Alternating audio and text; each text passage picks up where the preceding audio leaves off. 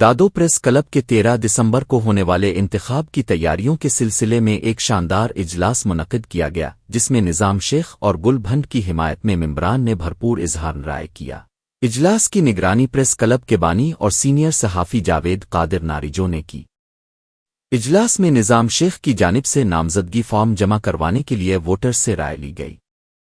اجلاس میں سابق صدر نظام شیخ گل بھنڈ، صحافی ریاض قادر ناریجو، راجہ یاسین کوریجو، ولی محمد لنڈ، سرور جلال سولنگی، گلشیر سولنگی، شعیب تھیم، رضوان منگی، سخی سردار چا، تاج محمد شیخ سمیت دیگر معزز صحافیوں اور ممبران نے شرکت کی۔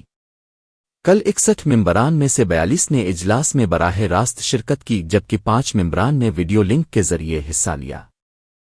اجلاس میں ممبران نے عہد کیا کہ وہ شہر کے اہم اور بنیادی مسائل کو اعلیٰ حکام تک پہنچانے میں بھرپور کردار ادا کریں گے۔ علاوہ ازیں پریس کلب کی فلاح و بہبود اور ممبران کے جائز مسائل پر بھی توجہ دی جائے گی۔